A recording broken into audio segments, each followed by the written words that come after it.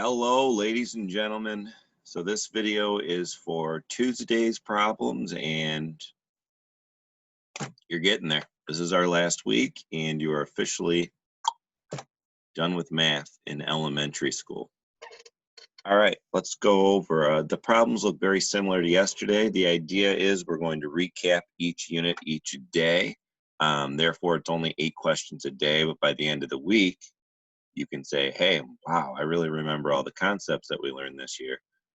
So let's check it out. Unit 1, it says, what is the difference? So difference is the answer to a subtraction problem. You're going to look at two fractions with different denominators, determine what the correct answer is. Remember to change the denominators. Remember that when we were back in September and October, when you guys were staring at me like I was crazy, and I would ask you how to subtract or add fractions with different denominators. Look how far you've come. Now a lot of you guys look at this like, oh, that is so simple. Or before, you guys were subtracting 7 and 3. Unit 2, Becca uses 100 beads to make a necklace. What decimal number would 3 of those beads represent? So I gave you a big hint there of the fraction form. You're going to take that fraction form and try to find the same decimal representation of that fraction form. Unit 3, you are going to, you could use the model. You don't have to use the model. One of Stacy's chores is to vacuum half of the house. She has vacuumed a third of her share, so a third of half. So what part has she vacuumed? What is a third of a half or a half of a third? You can use the visual representation. Some people get more confused with the visual representation. So just try to figure out what half of a third is. You are going to use scientific notation. Remember, there's 3 answers here. This is visually exhausting, and I think that's where I lose a lot of you guys. I'm trying to use the end of the year test that we would have given you if you would have been in school. So that's the only reason I'm reusing the questions.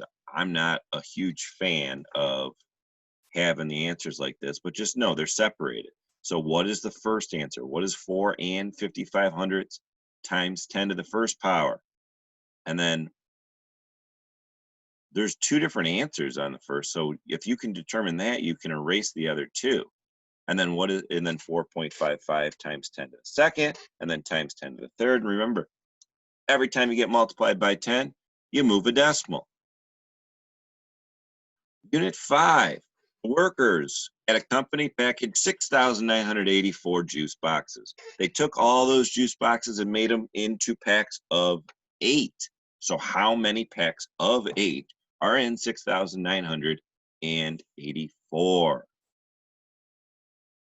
Unit 6, Selma went shopping and bought identical sweaters for each of her 3 friends. If she spent $42, what's the cost of each? So she didn't buy a sweater for herself. That's important to understand. She just bought 3 sweaters. The total cost was $42. No tax included in this math problem. So therefore, what is 42 divided by 3?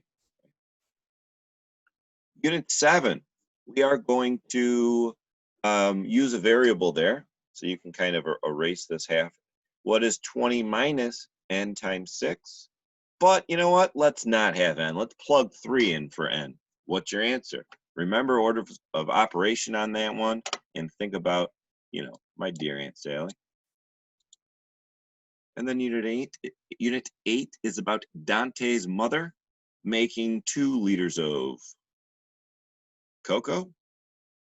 I wanted to say Coca-Cola, but it's cocoa.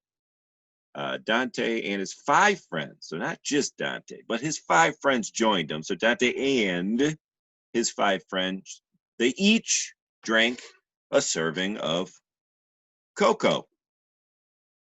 Each of the servings is 325 milliliters.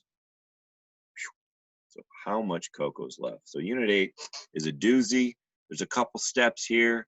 One, you'll note that at first we're starting with the liters, and then we're jumping to milliliters. So you're going to have to remember about how King Henry died by drinking chocolate milk. And you are going to have to figure out that answer. So you are going to take Dante and his 5 friends. They had one serving, meaning they had exactly the same amount. And then each serving is 325 milliliters. So how much cocoa's left? So you're going to have to figure out 525 milliliters 5 times. So you're going to multiply those two. And then you're going to take that answer and subtract that from 2 liters. But before you can subtract that number from 2 liters, you have to either turn liters into milliliters or that milliliters answer into liters. Seeing that all the answers are in milliliters, I'd try to make everything milliliters. All right, good luck. And remember, it's how you finish. Finish strong on this last week. I know it's beautiful outside and you're not I can't wait to go do math, but finish strong. All right. Remember to check your answers afterwards if you have anything that you would like to understand more so.